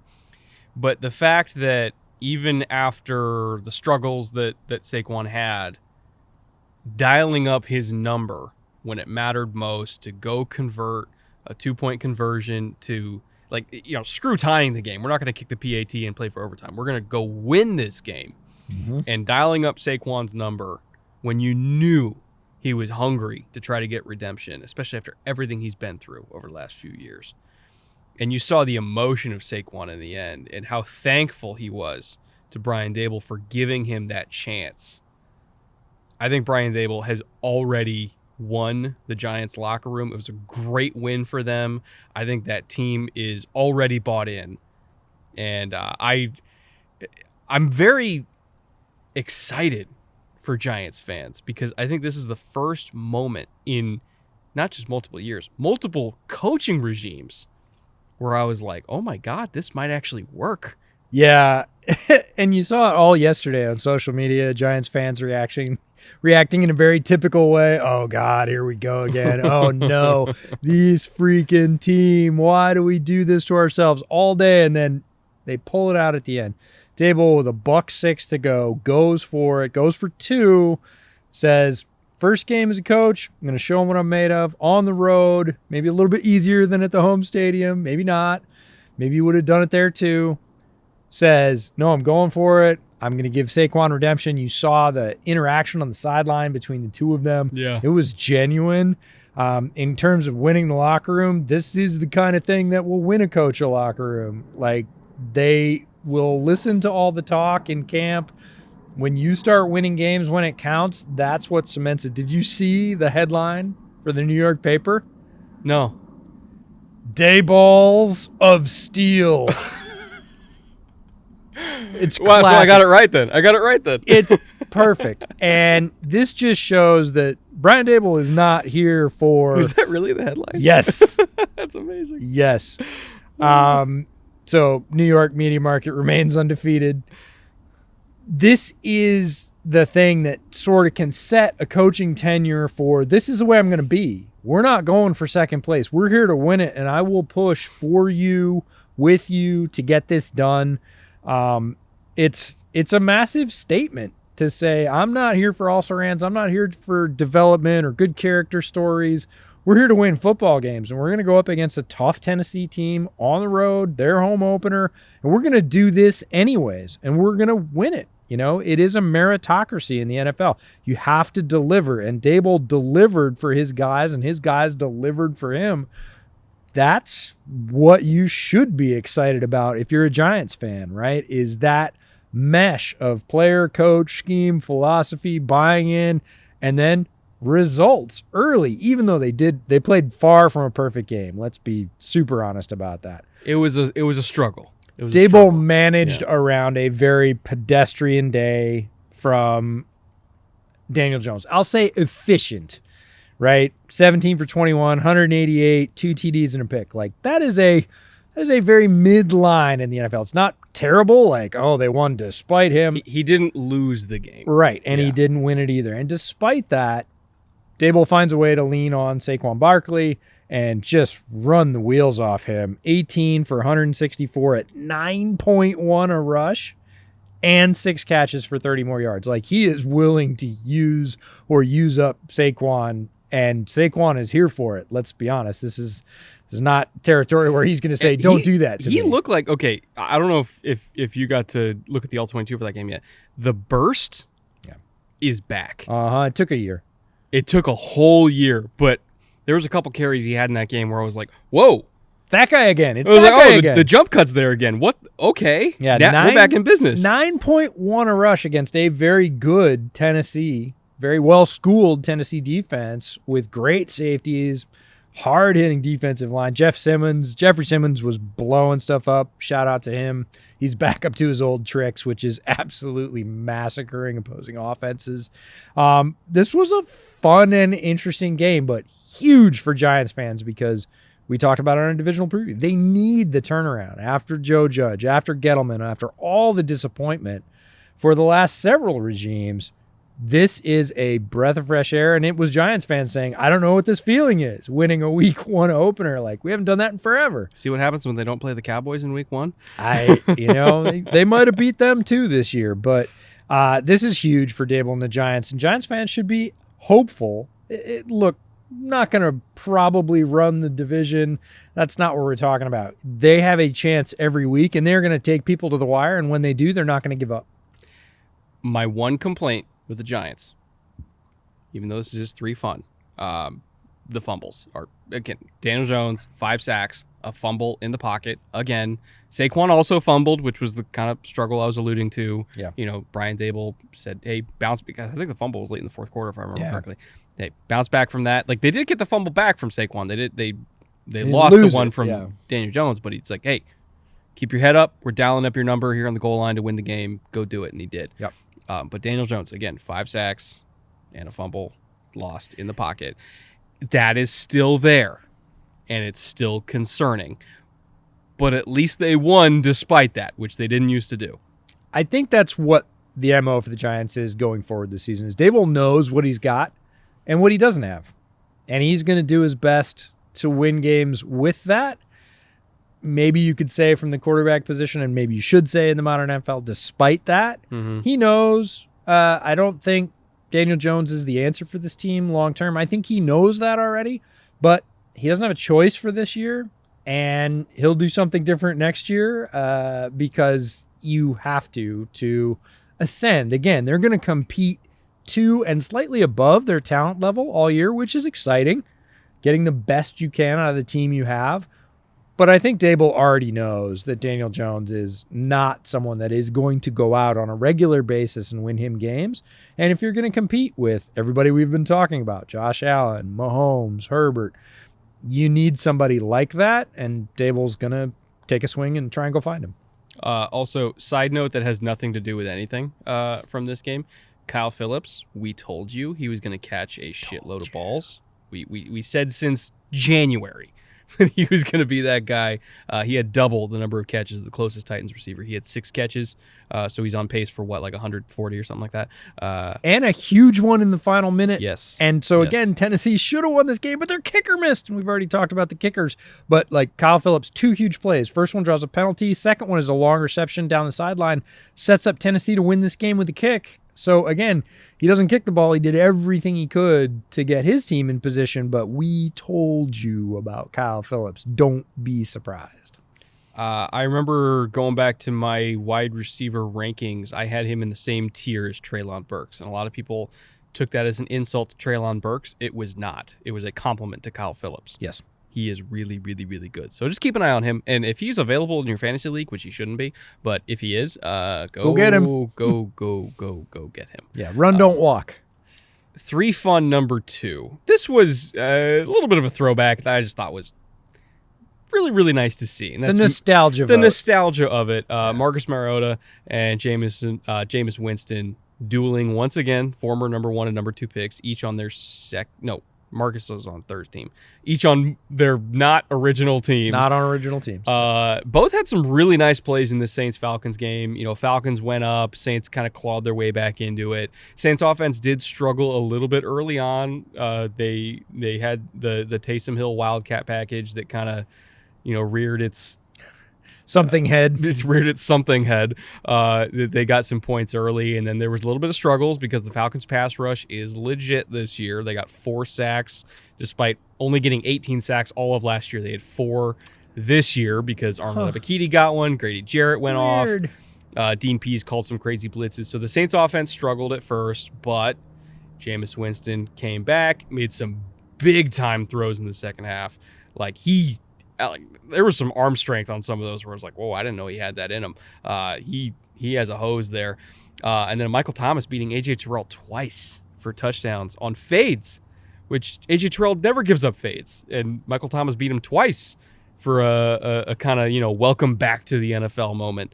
So the Saints really, really played well in the second half of that game. Jameis Winston had plenty of moments. Marcus Mariota also had plenty of good moments. There was the one fumble, which was frustrating because he does that too much. But he showed the mobility. I feel like every time they called dagger, it was like free yards. Marcus was hitting that at will. He overall, I think, played well enough to win the game. The defense, unfortunately, just kind of gave it up in the red zone a couple times late there. But it was nice to see Mariota and Winston play well again and be starters again for the first time in a while. Yeah, play well again. This was the game that I kind of watched out of the corner of my eye. I was at Buffalo Wild Wings watching all the games, sort of taking in week 1 in its entirety. And I would check in on this game out of the corner of my eye every once in a while. And I was waiting for one team to sort of establish dominance and start running away with it. But every time I looked over, it was like 2 points apart, 3 points apart, getting down towards it. Okay, we're almost out of time here. Okay, 24-26. It was a battle. It was a duel, and it was fun. You look up and see Mariota make a play. I knew he could still do that. Look up, Winston make a crazy throw, and you're like, woo. Michael Thomas back, first touchdown since 2019. Said, I have even more than that in the tank. I'm not back yet after that performance. Reminding you that, again, when healthy, we saw this from Julio last night, that Julio looked healthy again. Oh, yeah, he did. So we forget, and we tend to, I don't want to say write players off, but it is a what have you done for me lately league. And when a guy's hurt, Saquon we talked about, Burst took a while to come back. When they finally do, it's really cool to see when they sort of return to their former glory. And Michael Thomas looks like he could do that this year, and that would be a great story down in New Orleans. So fun game, fun duel. Fun storyline that they were picked 1-2 in the draft, and they, have kicked around the league a little bit and are back to doing it. But, kind of reminded you why they were picked 1 and 2, though. Yeah. And again, progression's not linear, and this is the, 2 primary cases to hold up to the light for progression's not linear. Final point for 3 fun here, number 3 on the list. The Lions. Again, I know they lost, heartbreaker. That tends to happen to Detroit, snatching defeat from the jaws of victory. They had a fun little comeback there late, but they put up 35 points on a very, very strong, on paper, Eagles defense, and especially DeAndre Swift running for $144, almost 10 yards a carry on a front 7 that in no universe should be allowing 10 yards a carry. I really, really like what the Lions are building. I know they're still in that stage of they're going to lose some games that, are frustrating and heartbreakers, and they're going to come close, and they're not going to close the deal. But the fact that they were down so much and then came back and, made it a competitive game and almost were able to win this thing over an Eagles team that you predicted to go to the NFC Championship game, it was encouraging. And on the Eagles side, again, good on them for surviving. Jalen Hurts played really well. Yeah. The run game was really good. A.J. Brown got 1 billion targets. I think both teams acquitted themselves well, and even though, obviously defensively there's some things to clean up for both teams, offensively I came away thinking that both teams looked pretty fun. I don't think that many people, if you gave, say, 30 points as the over-under for the Lions against Philly, would have taken the over, but they did it. 35 on a defense that nobody could stop talking about in the offseason with all the additions, all the improvements, all the draft choices.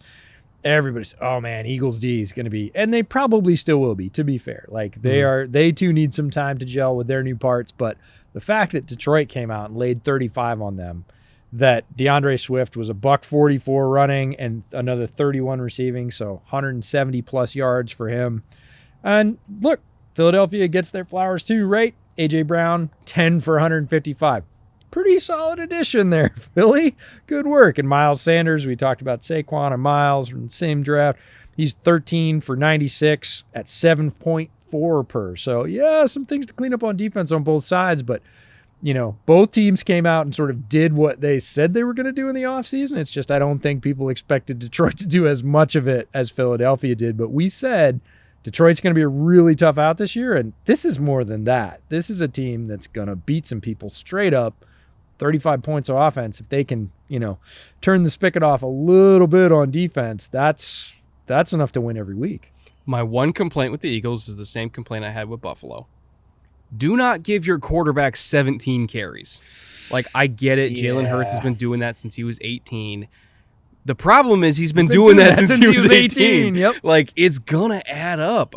He's built like a brick shithouse, but come on. The thing that makes me just crazy about that is people will talk about running back carries like they're a pitch count. Mm-hmm. And you get to quarterbacks and they're like, what? It's like it doesn't matter to them. It's the same, right? And people say it's not the same. I understand the contact and the consistency of hard physical contact is not the same. It's not inconsequential. It does add up, and people will talk about it at length, especially in the modern game. Everybody's platoon. Nobody's a bell cow back, right? How many carries did he have in college? How much tread's left on the tires? You get to a quarterback that runs a lot, and they're like, I don't know, 15, 17 carries last week, and you're like, that was more than their running back. That's Jonathan Taylor numbers. It was literally more than their running back. So, have it one way or another, and the way is count the carries. They all count. So, yes, please don't run your current franchise quarterback, into the ground by running him damn near 20 times a game. All right. We got through all the games. Well, not all the games. Most of the games. Time to get to our favorite segment of the week. Oh, man. What a cork sound. I know. So good, right? Look at you, Kaio Sherry Cask. Look at you. Look at you, Kaio. Now, we're not doing a shot this week because this is the first week of the season. But it is time for the Bootleg Shot of the Week.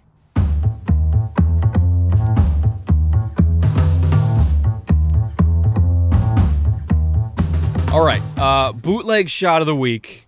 Our favorite segment, a lot of your guys' favorite segment. I know we have a whole bunch of new viewers that might not have any idea what the hell we're talking about because we picked up quite a few subscribers over the summer. EJ, give a little recap of what the Bootleg Shot of the Week even is. Bootleg Shot of the Week is big hits from the NFL week, and we have some rules. This is not any hit.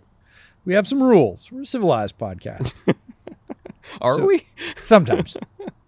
In this particular case, we are. It's got to be a clean hit. No flags. If a hit is flagged, yes, it can be controversial. No, it doesn't qualify for Bootleg Shot of the Week. No shots to the head, period. Even if it wasn't flagged, if it's a shot to the head, we're not putting it in here. And no injuries.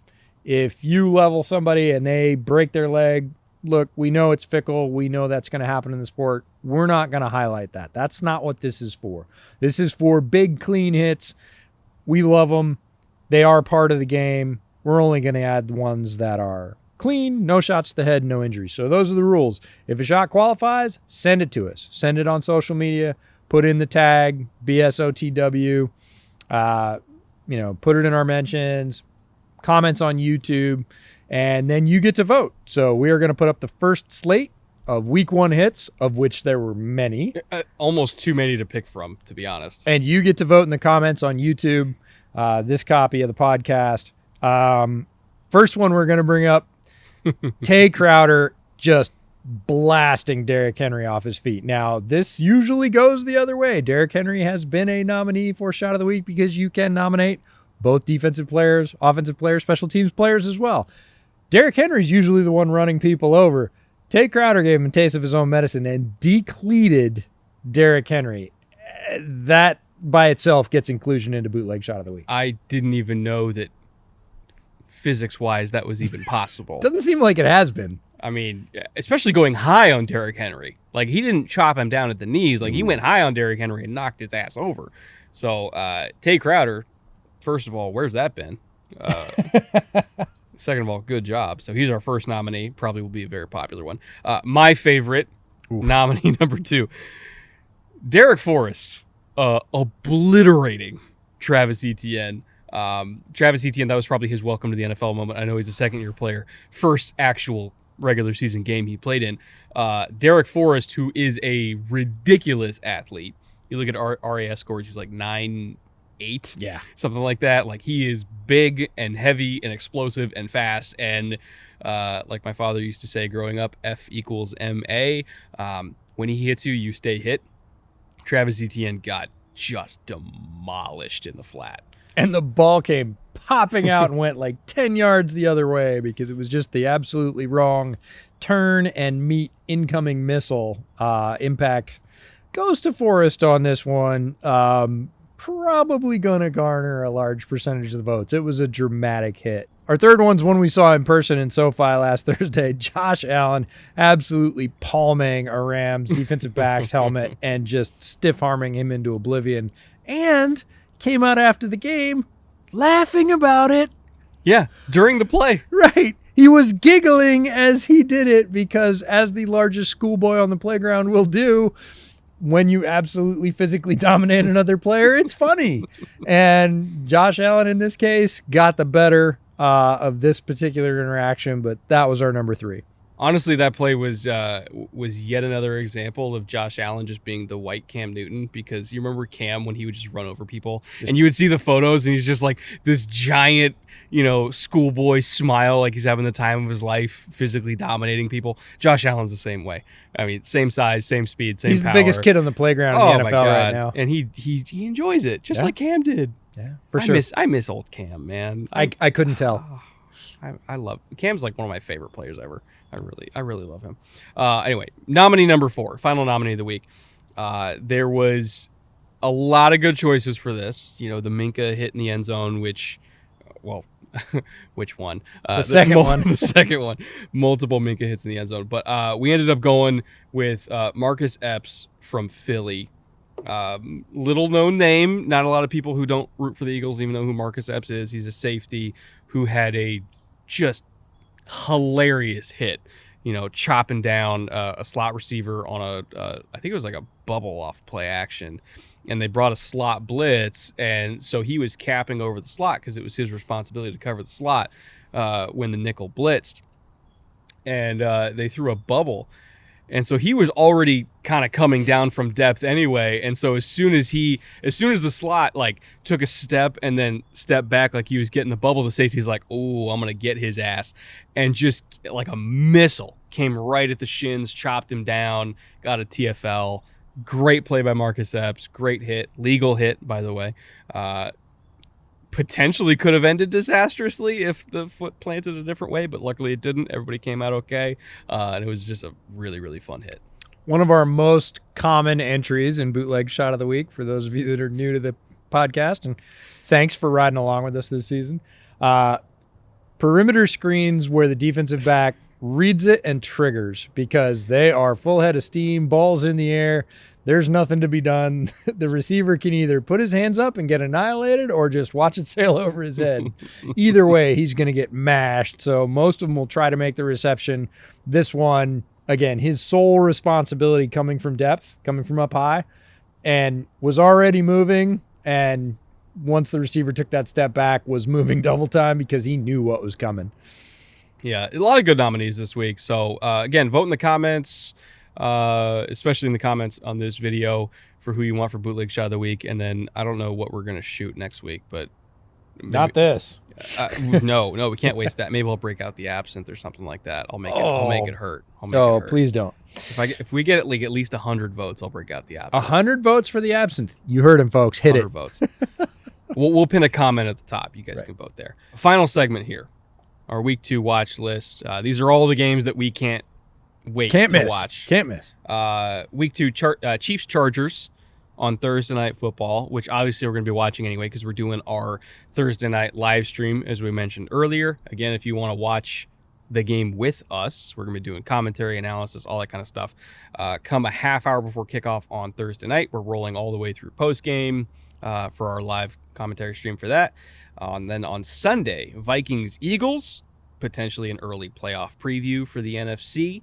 Dolphins-Ravens. A little bit of an intriguing revenge game for the Ravens, who got absolutely pantsed by Miami last year. They were dealing with a lot of injuries, though. They're a lot healthier this time around, so who knows? Maybe Lamar goes Super Saiyan. Bucks-Saints, always an entertaining matchup because the Saints, for whatever reason, are the one defense that Tom Brady cannot crack. Even though they've lost a couple pieces this year, but hey, it's still Bucks-Saints. It's still going to be entertaining.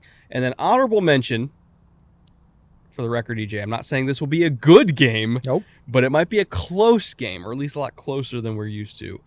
Bears-Packers. Now, if this were a full-strength Packers team, this probably would not be a close game. But because they're not full strength, the Bears have a legitimate chance, not good, but legitimate chance of going 2-0 to start the season, which I cannot remember the last time I even thought of that as a faint possibility, but here we are. And they're rolling in with momentum. This is a team that's playing together and having fun. Did they make a ton of mistakes? They did. They didn't play a super clean game, but neither did the Packers. This Packers sort of team looks like they have some chinks in their armor early to kind of work out.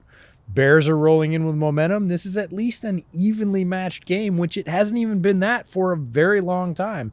So it's this sort of under the radar, interesting, keep your eye on it, might surprise you kind of game, whereas the other games there, Chargers, Chiefs, superpower shootout in the AFC West, giant robots fighting each other, Vikings, Eagles, two of the power teams in the NFC, the other conference if you want to this year, Dolphins, new coach, looking certainly a new look offense against Ravens, very powerful defense with, like you said, almost full strength, lots less injuries than last year, and Bucks Saints, which is always just, you just watch Bucks Saints. You just don't not watch Bucks Saints. It's just good TV. It's always good TV. So that's going to make the watch list every time it comes on the schedule. All right, what you got coming out this week on Bears Over Beers? Bears Over Beers, my other podcast, new for this year. We're going to be taking a little bit of a different approach. My co-host and IJB are both going to pick one Bears player and watch the All-22 all the way through and just highlight that player's performance for the week. That'll be coming out on Thursdays. What do you got for Film Room? I'm still trying to figure that out. Originally I was thinking, I was like, I'm going to do a Von Miller episode. But depending on what we see tonight, which we are like an hour and a half away from kickoff, we got to go catch the train to go. We got to go. We got to go to the Seahawks game. It's starting like immediately. Depending on what happens tonight, I might do a Film Room on that game. So I'm kind of playing it by ear, but I have a topic picked out just in case this is a dog of a game. Not that I think it will be, but yeah, chances of that happening, nil. Not happening. But we got to get there. We got to run our butts up. We got to go to a train like right now. Yeah, we got to go catch a train. We want to thank our executive producers, Marat, Consti, Caden, and Andrew. You guys have stuck with us for a long time. We appreciate you. This is a very long podcast episode, and I think all of the Tuesday recaps are probably going to be fairly long. So if you have a very long commute or you happen to be a truck driver, which we happen to have a whole bunch of those in our audience, this is going to be a good season for you because we have a lot more content coming your way. Come back on Thursday for the TNF live stream for Chiefs Chargers, and then next Tuesday we got our Week 2 recap coming out. We're going to be recording that one in Dallas because we're going to Bengals Cowboys next week. So if you're going to be at that game, let us know. We'll come say hi.